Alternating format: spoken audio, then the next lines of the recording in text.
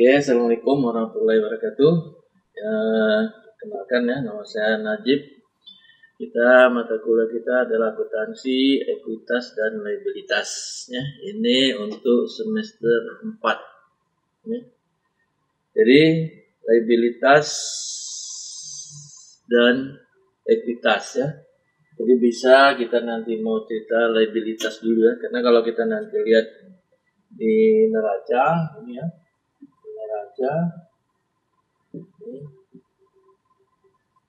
ini aset ya, ini liabilitas, ini ekuitas. Jadi waktu kita dulu belajar dasar akuntansi, ini adalah keseimbangan ya, keseimbangan akuntansi ya. Jadi kalau nanti ini jumlahnya harus sama ya, XX dengan XX ya. Jadi jumlah set kurang liabilities sama dengan ekuitas, atau liabilities tambah ekuitas sama dengan set ya. Nah, bisa sekarang kita masuk liabilitas dulu ya. Ini liabilitas ya. Jadi liabilitas ini adalah hutang atau kewajiban ya. Kewajiban yang akan dibayar pakai ini aset ya. Bayar nanti pakai ini ya. Jadi kalau kita sekarang kita coba definisi liabilitas ya. Liabilitas merupakan utang perusahaan masa kini yang timbul dari peristiwa masa lalu, dan penyelesaiannya diharapkan mengakibatkan arus keluar sumber daya perusahaan yang mengandung manfaat ekonomi. Jadi ini adalah sumber daya. Aset ini adalah sumber daya. Sedangkan ini adalah sumber dana. Jadi kalau kita lihat nanti gini, kita tidak bisa hanya berbicara liabilitas saja, karena liabilitas pasti dia kena ke aset. Contohnya gini, ya, kita utang ya pada tanggal 20 bulan 2 ya, 20x1. Kita beli barang ya, misal kita bikin pembelian ya, atau kita bisa juga buka namanya persediaan pada hutang dagang.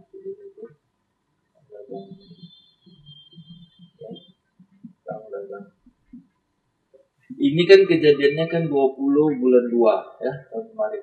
Tapi sampai nanti dia di sini, kalau kita mau cut nanti di sini sampai 28 bulan 2 ya, kan terjadi hutang gitu ya.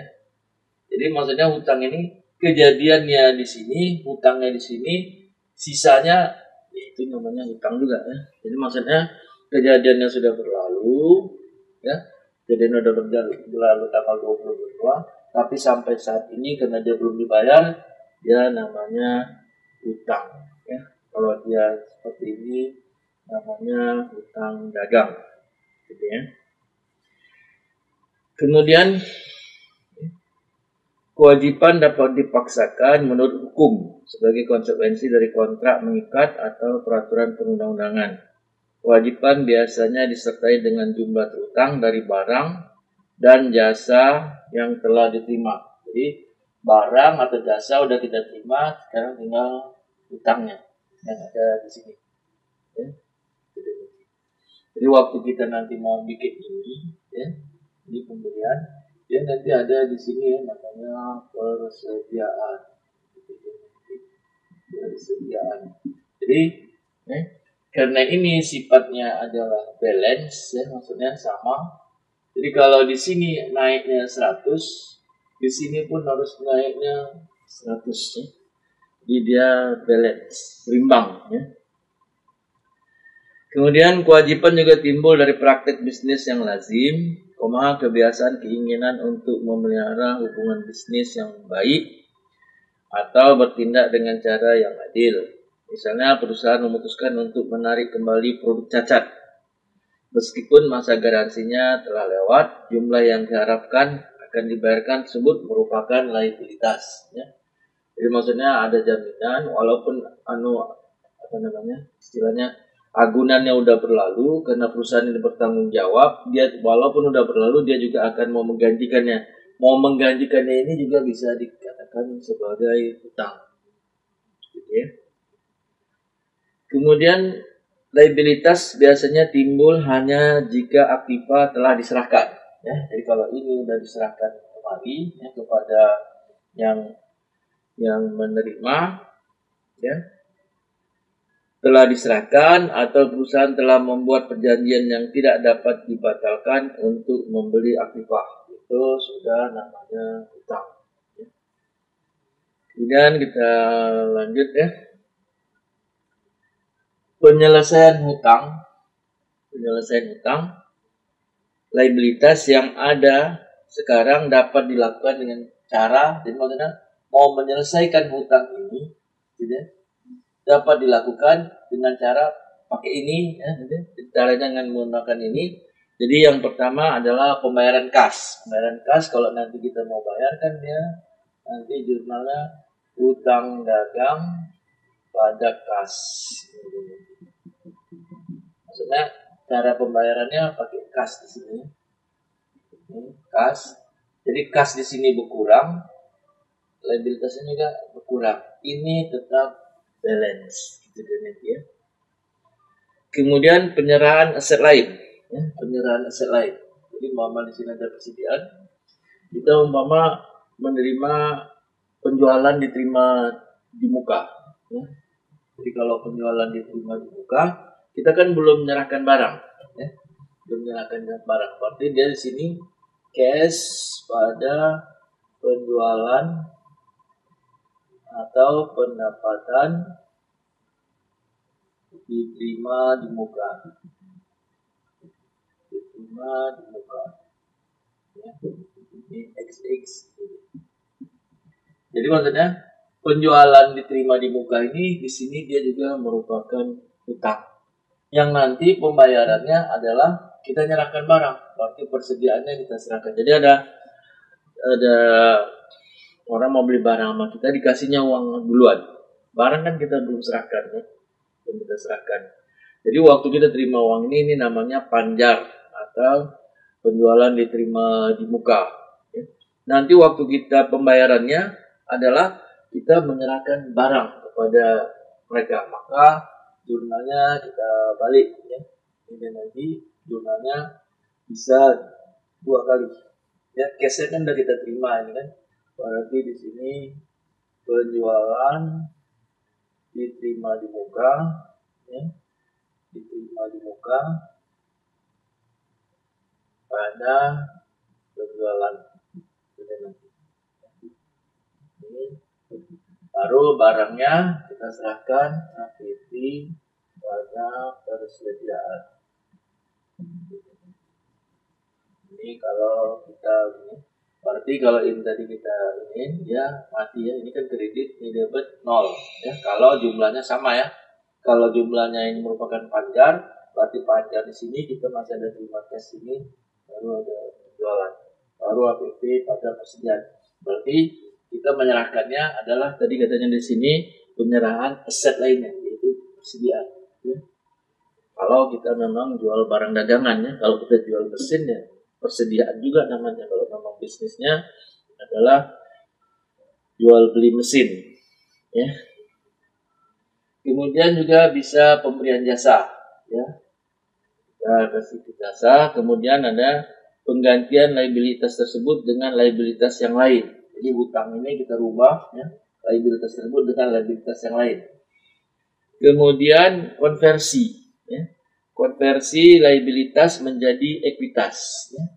Jadi kalau tadi kita di sini yang ada hutangnya 100, ya, kita di sini ini nanti di sini namanya penyertaan atau apa, ya, penyertaan.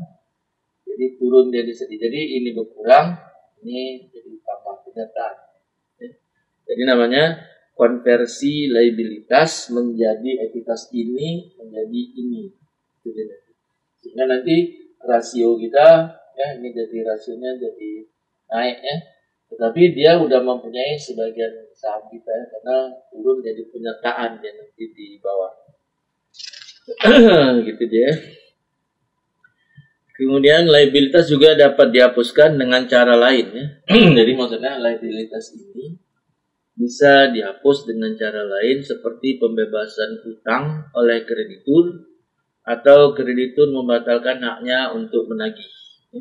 Jadi biasanya kalau kita menghapuskan di sini, maka yang di sana ya dia merupakan kan dulu awalnya kan pembelian ya, ini pembelian kan nanti kan akan jadi penjualan, maka dia nanti yang di sana ya bisa dikenakan pajak atau sebagai pendapatan lain-lain. Karena ini berkurang ya, berarti kalau ini kita menjadikan dia debit, ya, ini liabilitasnya debit, ya, liabilitas debit, ya, ini harus di sini pendapatan. Kalau ada penghapusannya gitu jadi pendapatan. Udah, kemudian kita lanjut. Jika entitas menyusun laporan keuangan per 31 Desember 20X1, maka pengklasifikasian utang apakah termasuk liabilitas jangka pendek atau jangka panjang ditentukan oleh sisa umur utang per 31 Desember. Gitu ya. Hanya utang yang jatuh temponya tidak lebih dari 12 bulan sejak tanggal 31 Desember 20X1 yang diklasifikasikan sebagai liabilitas jangka pendek. Jadi nanti item liabilitas ini banyak ya, item. Sekarang kalau kita lihat buku ya, textbook, contoh liabilitas jangka pendek antara lainnya utang dagang, utang dagang, kemudian utang pajak, baik PPh pasal 21, utang PPN maupun utang pajak entitas. Kemudian uang muka konsumen, ini tadi ya, ini uang muka, penjualan diterima di muka atau pajak diterima di muka, namanya nanti dia tetap jadi utang. Kemudian utang terkait dengan imbalan karyawan, ya, ini nanti ada jasa-jasa, ya, jadi utang sama kita mau perusahaan.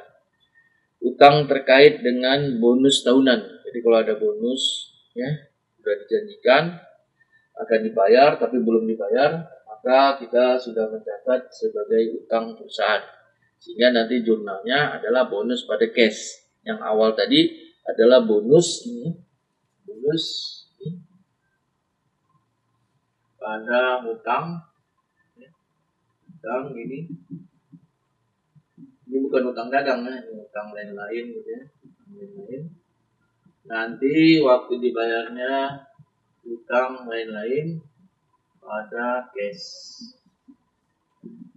Ini utang lain-lain pada cash.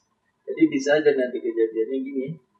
Ini nanti kalau kita bilang di sini ini 31 bulan 12. 20X1, 20X2, waktu di sini udah dijanjikan bonus, memang akan dapat bonus, jurnalnya ini.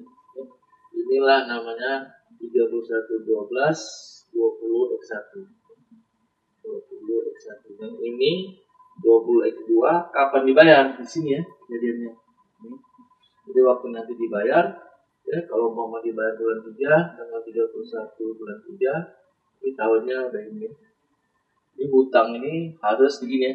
Kalau enggak kita bikin dia seperti ini, maka nanti kita punya laba besar karena bonus ini adalah biaya. Kemudian hutang jangka panjang yang jatuh tempo kurang dari 12 bulan. Jadi nanti utang ini kan ada kelompoknya, utang jangka pendek, utang jangka panjang. Dia jangka panjang di sini, tapi nanti waktu mau jatuh tempo, ya kalau kita memang angsur itu natur sini, sisanya di sini gitu terus nanti ya. Jadi kalau nanti yang terakhir, kapan dia ada di sini pembayaran terakhir, dia ada jadi utang jangka pendek. Syaratnya kurang dari 12 bulan. Kemudian ada utang jangka panjang yang harus dibayar kapanpun saat ditagih. Ya. Ini ada beberapa ini, ya bisa dilihat nanti di buku akuntansi ya. Akuntansinya nanti banyak, bisa digunakan akuntansi keuangan menengah ini. Oke, kemudian entitas mengklasifikasikan liabilitas tersebut sebagai liabilitas jangka pendek meskipun liabilitas tersebut jatuh tempo untuk diselesaikan lebih dari 12 bulan setelah periode. Ini nanti kita akan bahas tersendiri. Kenapa utang jangka panjang kok jatuh langsung jadi utang jangka pendek? Ya, yang tadinya lebih dari 12 bulan bisa langsung menjadi kurang dari 12 bulan. Tentunya di situ nanti ada perjanjian-perjanjian yang dilanggar ya, berdasarkan kesepakatan ya antara kreditur dan debitur. Ya.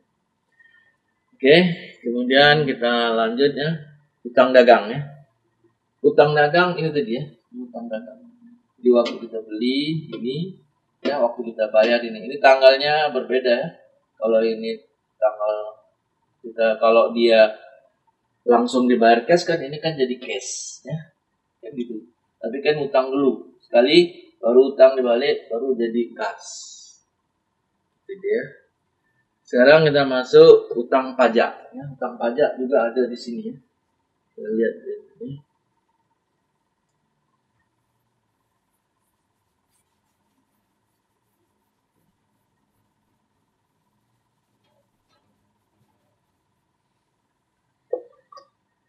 Jadi utang pajak ini ya, yaitu utang, kita contoh aja dulu ya, seperti PPN dan PPh pasal 21 ya, PPN dan PPh pasal 21.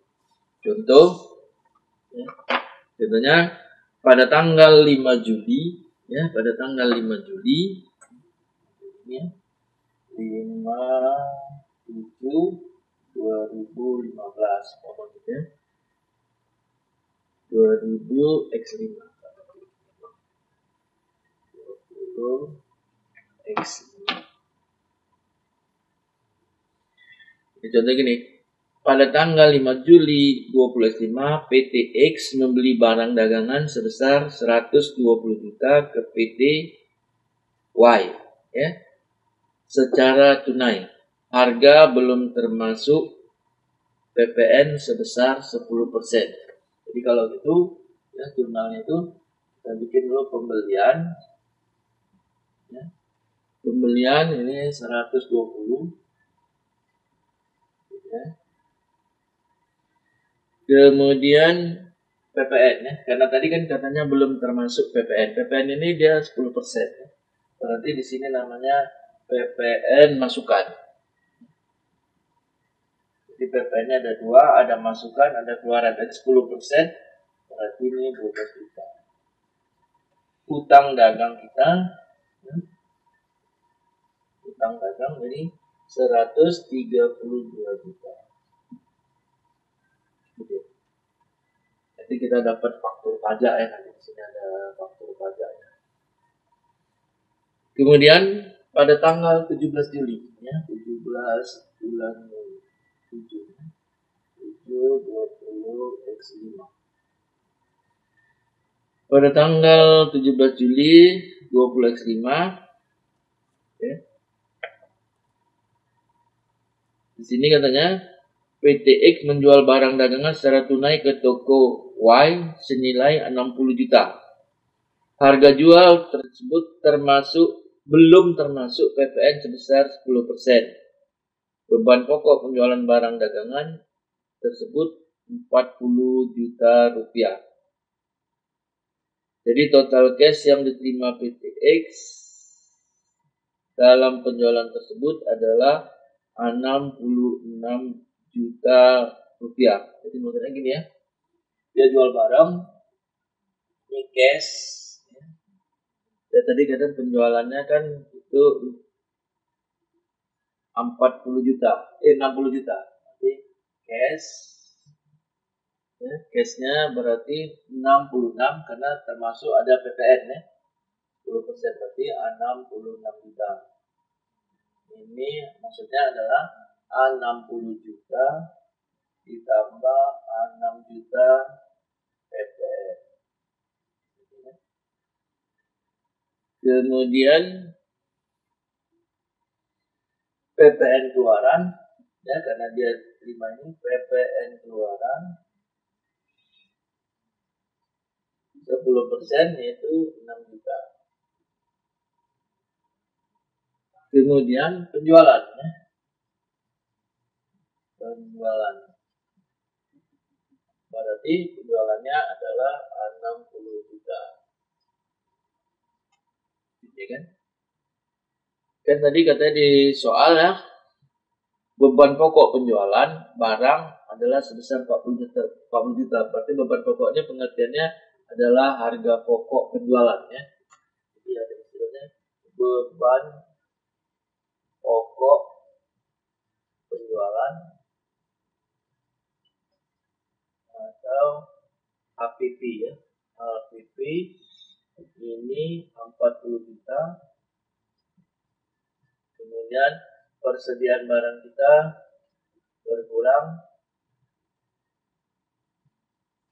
sebesar 40 juta. Jadi sebenarnya kalau kita lihat sekilas, sebenarnya laba itu sudah nampak ya. Penjualan dikurang HPP ini berarti laba kotornya adalah 20 juta rupiah. Kemudian kita lanjut.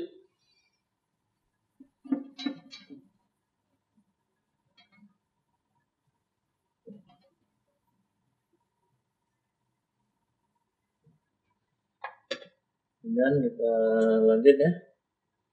Pada bulan tersebut, total penjualan PTX ke konsumen akhir 82.500.000. Total penjualan tersebut sudah termasuk PPN 10%. Beban pokok penjualannya sebesar 45 juta rupiah. Berarti di sini kalau kita lihat PPN-nya itu, karena di sini ada kata sudah termasuk PPN. Berarti PPN ini berarti 100 per 110 per 110 dari PPN-nya ini ya, kali 82.500.000 ini sama dengan 75 juta. Inilah dia penjualan ya. Kalau kita mau lihat, ini adalah penjualan. Berarti kalau gitu cash 82.500.000 ya. Penjualannya di sini penjualan 75 juta. PPN keluaran sebesar, mana ini kurang ini ya, PPN-nya sebesar 7.500.000. Nah, inilah dia penjualannya. Baru kita cerita berapa PPN keluaran masukan ini ya, karena PPN keluaran dan PPN masukan ini dia tiap akhir bulan ya. Akhir bulan harus kita lagah. Berarti kalau gitu PPN keluaran ini berapa jumlahnya ya? Ini 6 juta, kemudian ya, ini berarti 13.500.000 ya. Kemudian PPN masukannya ini kan tadi kan dia kalau kita mau menolkan jurnal ini, yang kredit kan harus kita taruh di debitnya. Kemudian yang di debit ya, PPN masukan.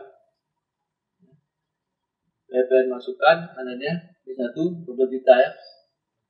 Yang lain kan nggak ada ya. Berarti dia debit, kita taruh di kredit. Kalau gitu cash ya. Ini harus kita setorkan ke kas negara. Ini tiap bulan kejadiannya. Cash ya. Ini store ke kas negara. Ini berarti 1.500.000. Ya. PPN keluaran ini kalau kita mau ambil kesimpulannya, PPN keluaran ini adalah uang negara yang dititipkan kepada kita. Penjualan kita kan 7,5, 75 juta. Tetapi kan kita terima duit kan 82.500.000, berarti ada uang negara sama kita 7.500.000. Tetapi ada juga sebaliknya, PPN masukan, ya, ada uang saya di tempat lain, ya, di tempat lain, seperti yang ini, ya. Maka dia pada akhir bulan, ya, tanggal bisa 28, tanggal 30 atau tanggal 31, ini dia harus dilaga berapa, harus di ini berapa PPN masukan. Kalau nanti di sini kejadiannya terbalik, kita bisa minta restitusi dibayar oleh kantor pajak. Ya. Jadi PPN keluaran ini di neraca gini, ya, dia tetap ada namanya utang PPN. Kalau ini nanti neraca, jadi nanti dia ada namanya utang PPN. Walaupun dia nanti pada bulan berikutnya, ya, dia balik lagi nol, pada bulan berikutnya balik lagi nol gitu nanti. Tapi ada juga uang PPN ini tidak disetorkannya ke kas negara, ya, digunakannya untuk operasional, ya. Kenapa? Karena cash flow dia minim, ya. Ini kan uang cash, ini kan caranya kita jual 75 kan kita pegang 82. Berarti kan ada uang negara di sini, ini diputarnya. Makanya nanti kalau kita mutar kayak gitu, ada kena denda, ya, sama negara didenda, dihitung bunganya. Karena kan ini boleh dibilang apa namanya, uang negara digunakannya untuk kegiatan usaha. Kenapa? Karena terganggu likuiditasnya di sini, udah terganggu, ya, diputarnya, ya. Nanti baru lihat dia perkembangan berikutnya. Oke, ini pertemuan kita yang pertama, ya, untuk perkenalan. Nanti bukunya, ya, ini dulu banyak bukunya, ya, bisa kita gunakan. Ini kalau di akuntansi keuangan 1, ya, akuntansi keuangan 1 atau akuntansi keuangan 2. Karena kita udah semester 4. Semester 4 berarti akuntansi keuangan 2 ini. Ya, akuntansi keuangan 2. Yang satunya itulah dia pengantar akuntansi atau dasar-dasar akuntansi. Oke, ini saja yang bisa saya sampaikan, ya, sebagai perkenalan pertama untuk hari ini. Lebih kurang mohon maaf, ya. Inilah yang bisa digambarkan dulu ceritanya, ya. Nanti bisa dipelajari kalau ada buku, ya, bisa dipelajari buku atau bisa nengok di Google. Oke, terima kasih. Assalamualaikum warahmatullahi wabarakatuh.